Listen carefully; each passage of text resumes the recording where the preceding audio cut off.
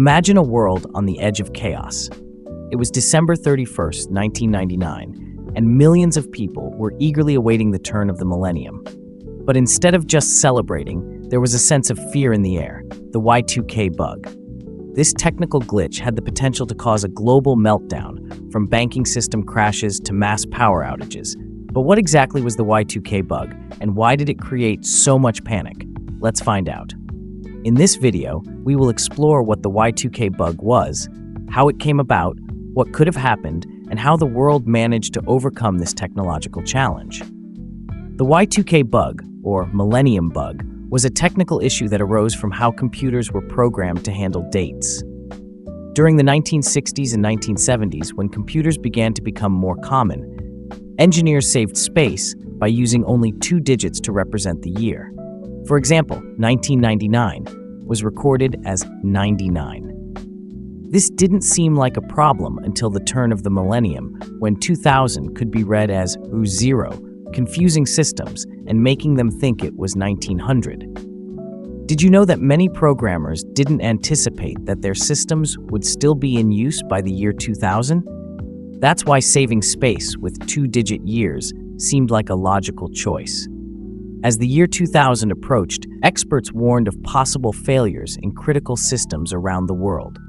From banking systems to power grids, air transportation, and telecommunications infrastructure, there was a real fear that the world could come to a halt when the clock turned to the year 2000. The fear was that the Y2K bug could lead to financial system crashes, power outages, and even failures in military and defense systems.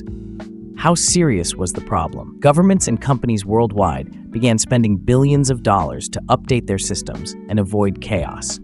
Some predictions included scenarios of planes falling out of the sky and bank accounts disappearing. The threat of Y2K led to an unprecedented global mobilization. Governments and companies massively invested in software updates and testing programs to fix the systems. The United States led a global effort with over $100 billion invested worldwide to ensure systems were ready for the transition. Organizations like the UN created response centers to monitor the effects of the Y2K bug in real time. Some programmers were on standby during the New Year's Eve, ready to resolve issues in real time. In the United States, many banks had teams waiting in control centers, prepared to act quickly. As the clock approached midnight, the world held its breath.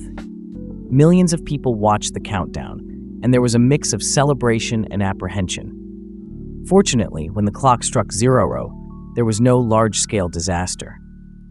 The success of preventive efforts was evident. Although there were some minor glitches, such as errors in credit card machines and ticketing systems, there was no global collapse as feared.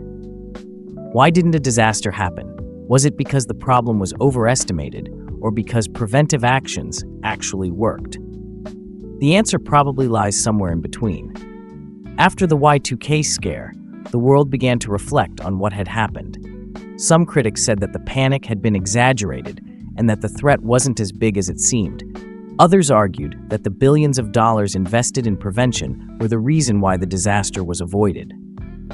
Either way, the Y2K bug left an important lesson: the need to be prepared for technological problems and the importance of long-term planning. The Y2K incident opened doors for changes in how systems and software are designed, with more attention to longevity and security. Additionally, it served as a wake-up call for other similar issues, like the year 2038 bug. The Y2K bug was an event that showed the world how a small glitch in the code could have massive implications. Fortunately, the story ended well, but not without a massive effort to fix the problem before it turned into a crisis. It taught us the importance of preparation and long-term planning in a world increasingly dependent on technology. Today, the Y2K bug is remembered as an example of how fear and preventive action can shape our history. Do you remember the Y2K bug? What did you think of this episode? Share your memories in the comments or let us know what you'd like to see explored in our next videos. And don't forget to like and subscribe for more historical content and tech curiosities.